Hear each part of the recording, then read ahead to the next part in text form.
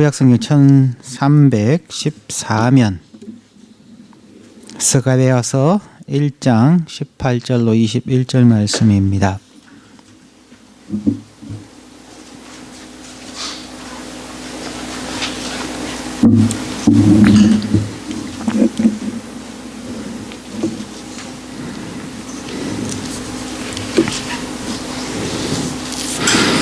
구약성경 1314면 스가랴서 1장 18절부터 21절 말씀 한 절씩 교독합니다.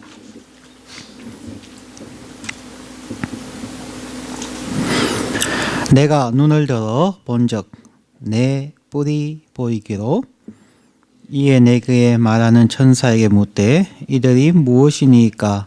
내게 대답하되 이들은 유다와 이스라엘과 예루살렘을 해친 뿔이니라. 때에 여호와께서 공장 4명을 내게 보이시기로 내가 가로되 그들이 무엇하러 왔나이까 하매 대답하여 가라사대 그 뿔들이 유다를 해쳐서 사람으로 능히 머리를 들지 못하게 하매 이 공장들이 와서 그것들을 두렵게 하고 이전에 뿔들을 들어 유다 땅을 해친 열국의 뿔을 떨어치려 하느니라 하시더라. 아멘. 전 세계적으로 유명한 영화 감독 가운데 스티븐 스필버그가 있습니다. 그의 어린 시절의 이야기를 소개하며 오늘 설교를 시작합니다. 켄 셜턴이라고 하는 분이 쓴 책 성공학 컨설턴트라는 책에 이런 내용이 나옵니다. 스필버그는 당시 새로 옮겨간 고등학교에서 유일한 유대인이었다. 당시만 해도 유대인은 보통 미국인과는 다른 부류로 인식되는 분위기여서 같은 반 친구들로부터 따돌림을 당하거나 부당한 대우를 받는 경우가 심심치 않았다. 복도를 지나갈 때에 일부러 들으라는 듯이 큰 소리로 떠들어대는 유대인에 대한 비난을 묵묵히 들어야 하는 경우도 있었고 분수에 머리를 쳐박는다든지 땅바닥에 얼굴을 문지르는 수모를 당하기도 했다. 스필버그는 당시를 회상하면서 이렇게 말했다. 그들에게서 받은 것과 똑같은 폭력을 가하는 것으로 문제를 해결하기보단 오히려 가까운 사이가 되도록 노력해보고자 생각했습니다. 우리의 자녀들이 미국 이민 생활 가운데 학교에서 겪는 것일 수도 있고 또한 우리 모든 사람들이 이민자들이 겪는 어려움이기도 합니다. 우리에게 어려움이 다가왔을 때에 어떻게 대처하며 극복해야 하는가 하는 생각을 하게 됩니다. 오늘도 4명의 대학생들과 상담을 1대1로 했습니다. 그 중에 많은 경우가 결국 어려움에 대한 고민들이고 어려움에 어떻게 대처하는가 하는 부분입니다. 그 중에 한 학생은 그렇게 이야기합니다. 열심히 공부했는데 정말 전 시간을 다 투자해서 공부했는데 대학에 떨어져서 재수를 했습니다. 그래서 너무나 화가 났었습니다. 하나님 앞에 원망도 하고 하나님 어떻게 그럴 수가 있습니까? 원망도 해보고 자기가 열심히 공부했는 걸 생각하면 자기의 잘못은 아닌 것 같고 그러면서 스스로 결론을 내리는 것이 교육 시스템의 문제입니다. 그런데 결론은 그렇게 나면 해결할 방법이 없습니다. 자기들 시대가 워낙 어려운 시스템 가운데서 있었기 때문에 앞으로 30년 후면은 대한민국의 교육 시스템을 바꿀 수 있지 않을까. 그런데 제가 질문을 다시 했습니다. 과연 바뀔까?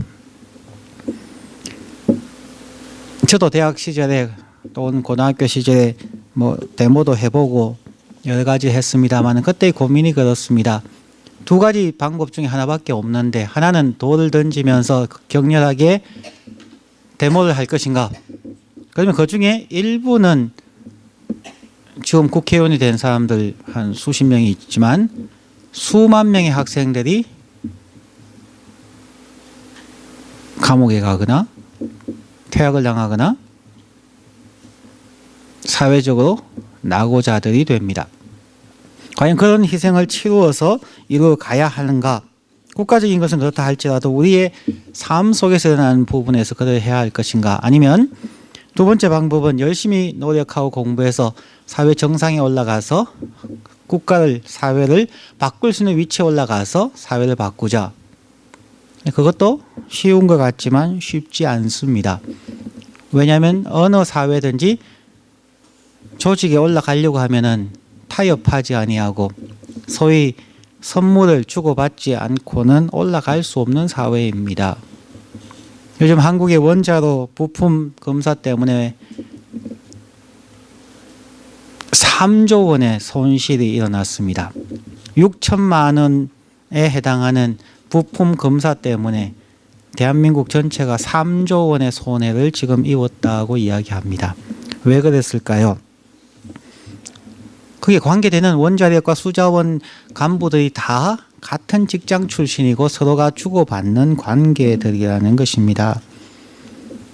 그렇기 때문에 고등학교, 대학교 때도 고민이 돌 던지고 데모해도 너무나 많은 희생을 이야기하고 열심히 공부해서 위치에 올라가려고 하면은 타협하지 않고 올라갈 수 없으니까 올라가면은 내가 개혁하고 싶어도 사람들이 너는 깨끗하냐? 라고 얘기하면서 도전하게 되면은 개혁하기가 참 힘들어지는 그러한 상황을 보게 됩니다. 우리에게 어려움이 다가왔을 때 어떻게 대처하고 극복해야 하는가 하는 것을 생각해 보려고 합니다. 오늘 본문인 스가랴서 1장 18절부터 21절의 말씀은 스가랴 선지자가 본 두 번째 비전에 해당합니다. 18절에는 내가 눈을 들어 본 적 4개의 뿔이 보이기로 19절에 이에 내게 말한 천사에게 묻되 이들이 무엇이니까 내게 대답하되 이들은 유대와 이스라엘과 예루살렘을 해친 뿔이니라.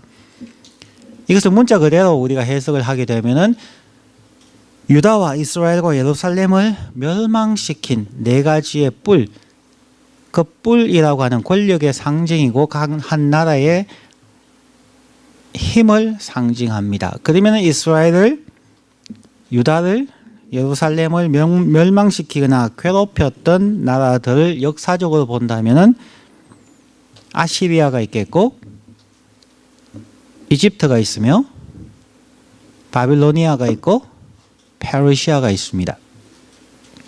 그 나라들이 유다와 예루살렘과 이스라엘을 몹시 괴롭혔고 더 나아가서는 멸망시켰습니다. 이집트는 끊임없이 이스라엘을 공격했었고 아시리아는 북이스라엘을 멸망시켰으며 바빌로니아는 결국 아시리아를 멸망시키고 북이스라엘과 남유다를 멸망시키고 70년 동안 포로로 잡아가게 되었습니다. 비록 도우기는 하였지만 페르시아도 결국 이스라엘을 자기들의 정치적인 목적을 위하여서 귀환을 시키게 됩니다. 그래서 여기 나오는 4뿔은 그러한 4가지 국가들이 될 것입니다. 20절에서는 여호와께서 공장, 크랩스맨, 아주 능력 있는 장인들 4명을 내게 보이시기로 내가 가로되 그들이 무엇하러 왔나이까 하매 대답하여 가라사대 그 뿔들이 유다를 해쳐서 사람으로 능히 머리를 들지 못하게 하매 이 공장들이 와서 그것들을 두렵게 하고 이전에 뿔들을 들어 유다 땅을 해친 열국의 뿔을 떨어치려 하느니라 하시더라. 즉 조금 전에 말씀드린 그 4개 국가들을 오히려 또 멸망시킨 국가들입니다. 이 국가들은 이집트와 바빌로니아와 페르시아와 그리스라고 할 수가 있겠습니다. 이집트가 유대에서 물러나게 했던 아시리아, 아시리아를 무너뜨렸던 바빌로니아, 바빌로니아를 무너뜨렸던 페르시아, 페르시아를 무너뜨린 그리스, 로마 제국이 있습니다. 그들은 반드시 멸망을 당하게 되었습니다. 자, 그러면은 오늘 이 본문, 짧은 본문에서 우리가 생각하고자 하는 것이 무엇인가 하는 것입니다. 왜 하나님은 멸망당하는 이스라엘과 예루살렘을 기억하시는가? 그 대답은 하나님께서 이스라엘이 이쁘기 때문이 아니고요. 하나님은 앞에 스가랴서 1장 앞부분에 나오는 것처럼 하나님은 언약을 기억하셨기 때문입니다.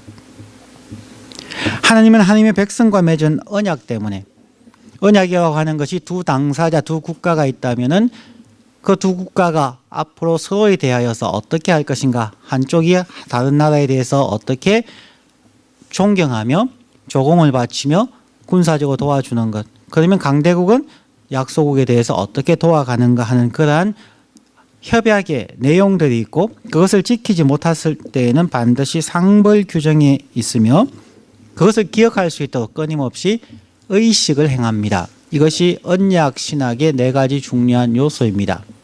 두 당사자와 조약의 내용과 상벌 규정과 의식이 있습니다. 그것을 체결하게 된 하나님께서 그것에 의하여서 이스라엘 백성들이 고통과 어려움을 겪도록 시험하셨습니다. 앞부분에 나오는 것처럼 1장 2절 말씀에서 나 여호와가 무리의 열조에게 심히 진노하였느니라. 어려움과 고통이 온 것이 하나님의 진노 때문이라고 스가랴는 이야기합니다. 그러면 왜 하나님께서 이스라엘 열조에게 진노하셨는가? 그 다음에 나오는 단어가 그들이 언약을 지키지 않았기 때문이다고 이야기합니다.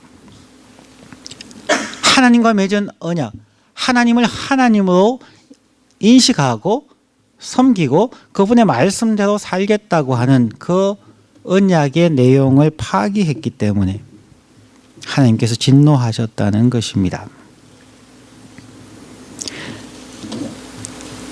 그리고 이스라엘, 유다, 그리고 예루살렘을 해친 뿔을 하나님께서는 또한 멸망시켜야 하고 이스라엘을 다시 회복해야 하는 이유도 바로 언약 때문입니다. 언약에서 약소국이 침략당할 때는 그 언약의 상대방을 반드시 구원해 주어야 하는 조약이 있기 때문에 그러합니다. 그 조약을 처음 할 때 이스라엘과 맺었던 첫 번째 언약의 내용이 창세기 12장 1절부터 3절까지에 나옵니다. 우리가 잘 기억하는 부분입니다. 제가 읽어드립니다.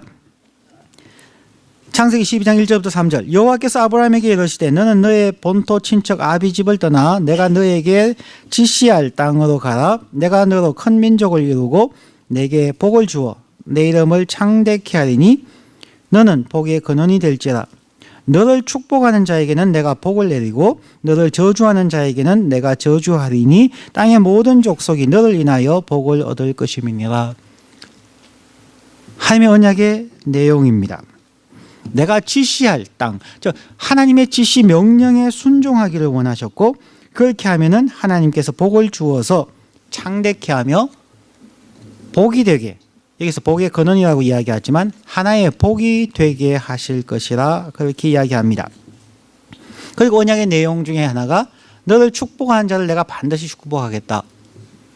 너를 저주하는 자는 내가 끝까지 가서 저주하겠다. 내가 너를 축복하고 보호하겠다는 약속입니다. 여기까지는 이스라엘 민족들이 잘 기억합니다. 그런데 그들이 잊어버린 것이 있습니다. 그 다음에 나오는 부분이죠. 땅의 모든 족속이 너를 인하여 복을 얻을 것이니라 하는 약속입니다. 하나님과의 언약에 대해서 이스라엘 백성들은 이 부분을 기억하지 못했거나 혹은 의도적으로 무시해 버렸습니다. 그래서 그들은 자기 자신들을 하나님의 선택된 백성이라고 생각을 하였고 이방인들을 짐승 취급하며 멸시하였습니다. 하나님의 약속 중에서 앞부분만을 그들은 취하였고 약속의 뒷부분, 하나님께서 이스라엘을 선택하신 이유가 모든 민족에게 하나님의 축복이 임하게 하려 하심이라는 것을 잊어버렸다는 것입니다. 그래서 복음서 가운데서 유대인들을 대상으로 쓰여진 성경이 마태복음입니다. 마태복음에는 왕으로 오신 예수 그리스도, 다윗의 자손 예수라고 이야기하지만 더 나아가서 마태복음 전체는 아브라함과의 언약을 기억하게 하는 복음서입니다. 그래서 마태복음의 처음과 끝부분이 아브라함에서 시작해서 아브라함으로 마칩니다. 마태복음 1장 1절은 아브라함과 다윗의 자손 예수 그리스도의 세계라. 아브라함이 제일 먼저 나옵니다. 제일 마지막 마태복음 28장에 나오는 대명령이라고 하는 부분도 28장 18절부터 20절까지 내용은 이러합니다. 예수께서 나와 일러 가라사대 하늘과 땅의 모든 권세를 내게 주셨으니 그러므로 너희는 가서 모든 족속으로 제자를 삼아 아버지와 아들과 성령의 이름으로 세례를 주고 내가 너희에게 분부한 모든 것을 가르쳐 지키게 하라. 볼지어다 내가 세상 끝날까지 너희와 항상 함께 있으리라 하시니라. 예수님께서 제자들에게 명령하신 대명령의 주 포인트가 바로 모든 족속에게 하나님의 축복을 전하라는 것입니다. 이것이 단순하게 기독교의 복음화라는 개념을 넘어서는 하나님의 사랑과 하나님의 언약에 대한 약속입니다. 아브라함과의 약속인 창세기 12장 1절부터 3절까지 특별히 3절의 내용을 회복시키시는, 다시 기억나게 하는 것이 바로 마태복음이라는 것입니다. 이스라엘은 그것을 잊어버렸기 때문에, 그리고 하나님 앞에서 자기들이 제사장 국가로서 성결하게 살아가야 하는 그 언약을 잊어버렸기 때문에 하나님께서 심히 진노하셨습니다. 그리고 그 진노로 인하여서 하나님은 주위의 국가들을 훈계하는 막대기로 사용하셔서 치게 하셨지만 그 국가들이 잘못 생각해서 마치 자기들이 신이 된 것처럼 이스라엘을 공격하고 학대하고 멸망시키려 했습니다. 그래서 스가랴서 1장 15절 말씀에는 안일한 열국을 심히 진노하노니 나는 조금만 노하였거늘 그들은 힘을 내어 고난을 더하였음이니라.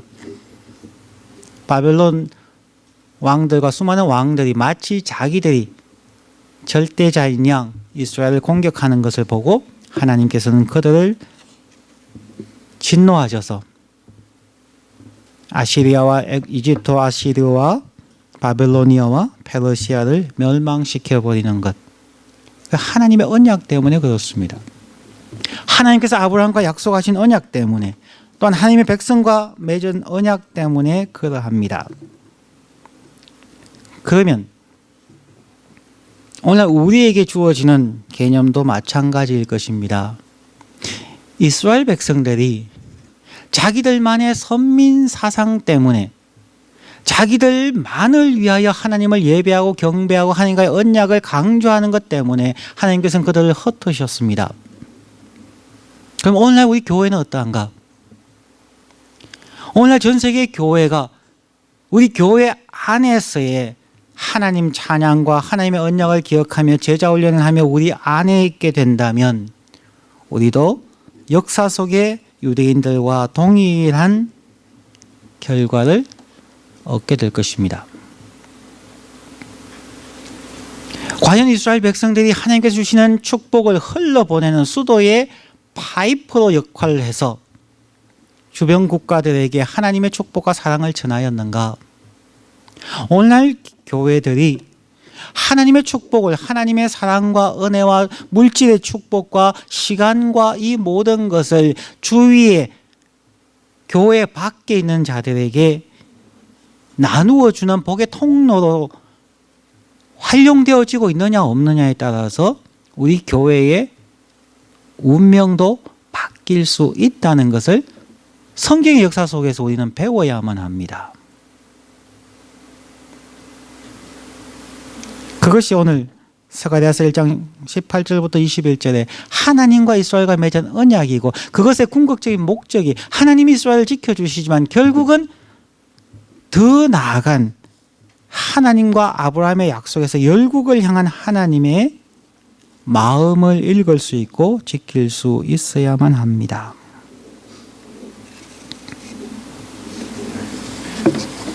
우리에게 찾아온 많은 어려움들이 있습니다.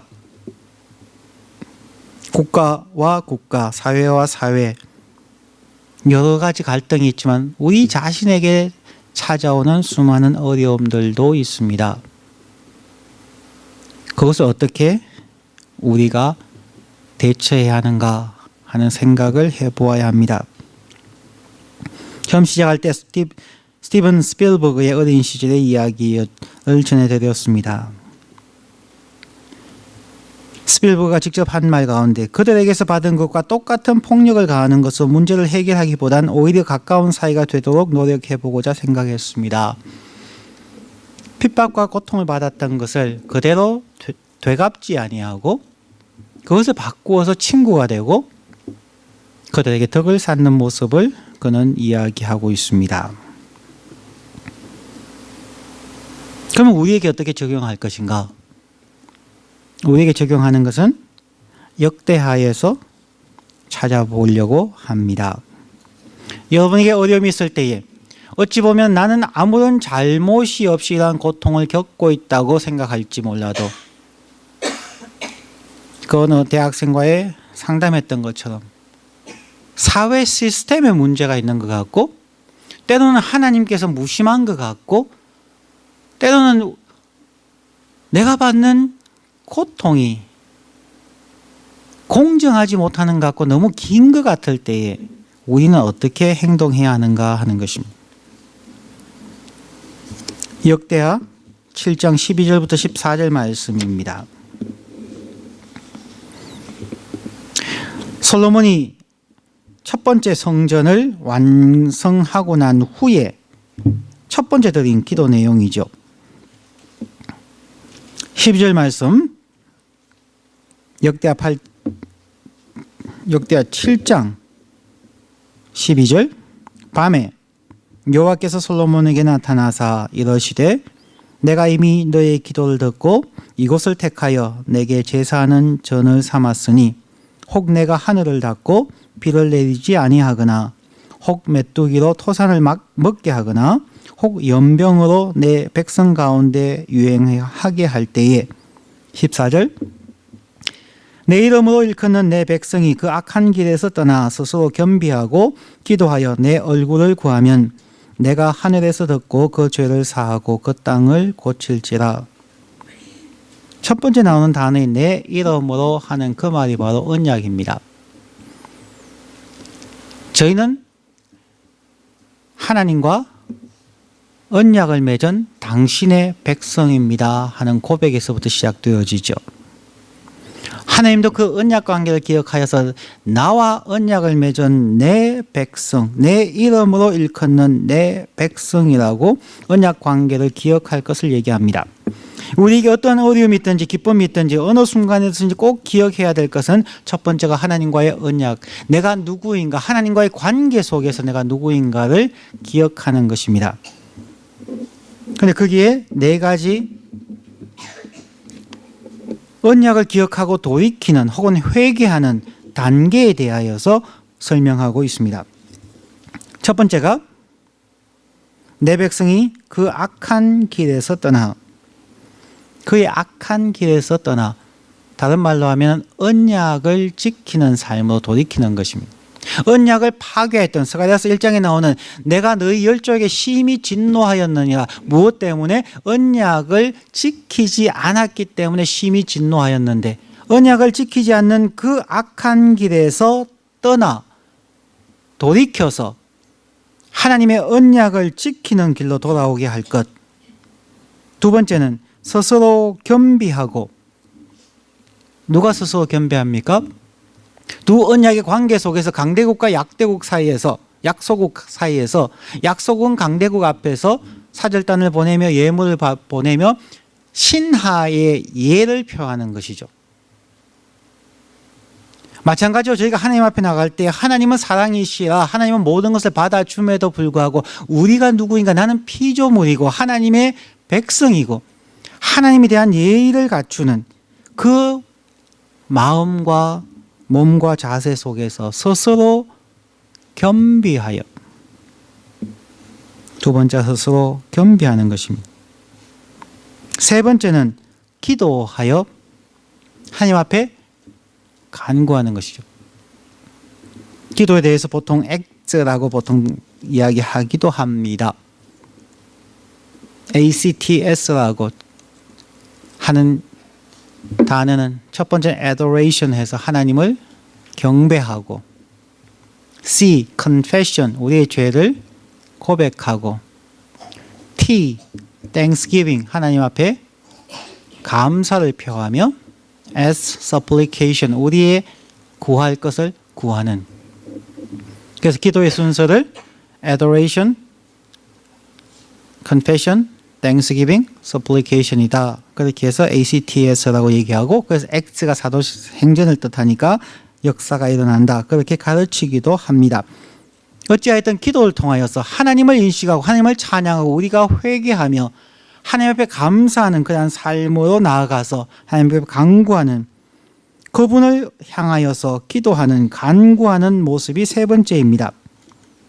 네 번째는 내 얼굴을 구하면, 하나님의 얼굴을 구하면, 하나님의 영광을 구하면, 하나님의 뜻을 구하면 그때에 하나님께서 하늘에서 듣고 성전에서 듣는다고 얘기하지 않습니다. 비록 솔로몬이 성전을 건축하고 첫 번째 하나님 앞에 제사를 드리고 기도했지만 하나님께서는 내가 성전에서 듣고라고 얘기하지 아니하고 하늘에서 듣고 그 죄를 사하고 그 땅을 고칠지라.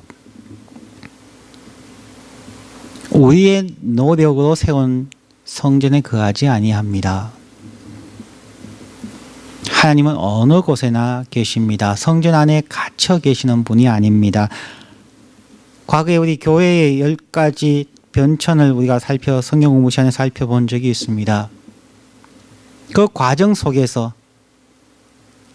에덴 동산에서부터 시작하여서 새하늘과 새 땅에 이르기까지 노아의 방주와 그 다음 모세의 갈대 상자와 쭉 나오는 순서 중에서 교회의 특징은 움직인다는 것입니다.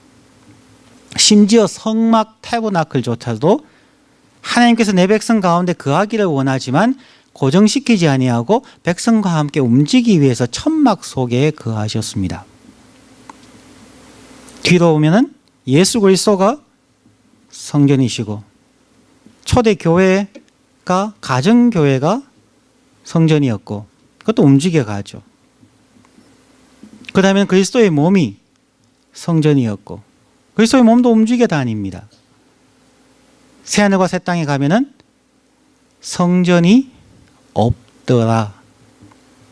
하나님께서 역사하시고 하나님의 성령이 거하시고 삼위 하나님께서 역사하시는 성전은 동일한 공통점이 있는데 움직인다는 것입니다. 고정되지 않습니다. 그런데 하나님께서 반대했던 다윗이 생각해서 하나님 앞에 간구해서 짓게 해달라고 간구했던 금으로 칠하고 가장 좋은 것으로 만들었던 성전만 고정되어 있습니다. 하나님이 원하는 것이 아니라는 것입니다. 하나님은 건물 속에 갇혀 있기를 원하지 아니합니다.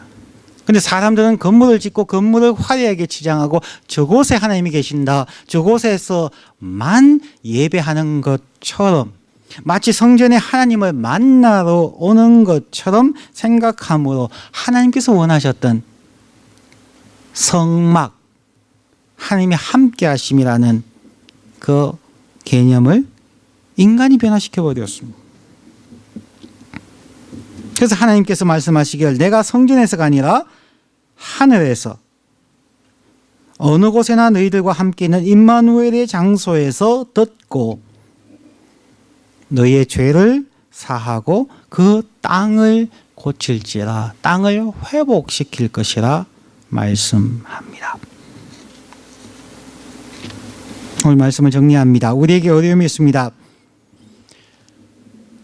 때로는 어떻게 고쳐야 할지 모르는, 어떻게 회복시켜야 할지 모르는 그러한 난감함 속에 있을 수 있습니다.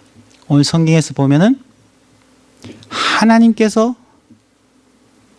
유다와 예루살렘과 이스라엘을 괴롭히는 자들을 하나님께서 그들을 멸망시키셨고, 창세기 12장에서 아브라함과의 약속 속에서는 너를 축복하는 자를 내가 하나님이 축복하시고 너희를 저주하는 자를 내가 하나님이 저주하시고, 역대하에서도 너희가 이 네 단계를 하면 내가 너희의 죄를 사하고 내가 이 땅을 고칠지라 라고 이야기합니다.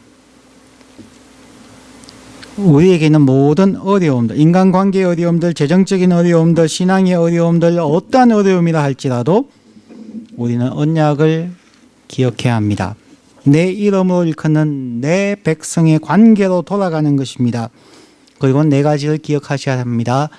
악한 길에서 떠나 언약을 깨뜨리는 그 길에서 떠나 언약으로 돌아올 것. 두 번째는 스스로 겸비할 것. 하나님 앞에 언약의 당사자로서 수주린 되시는 그 하나님 앞에 예를 갖추는 것, 겸비하는 것. 세 번째는 그분 앞에 기도하는 것. 네 번째는 하나님의 얼굴, 하나님의 영광과 뜻을 구하게 되면 저와 여러분이 겪고 있는 어려움들, 영혼의 갈급함과 마음과 육신과 인간관계의 모든 문제들을 하나님께서, 언약의 하나님께서 고쳐주시고 회복시켜 주시고 우리를 사하여 주십니다. 그러한 언약을 회복하고 기억하는 우리 모두가 되기를 주의 이름으로 축원합니다. 기도하겠습니다.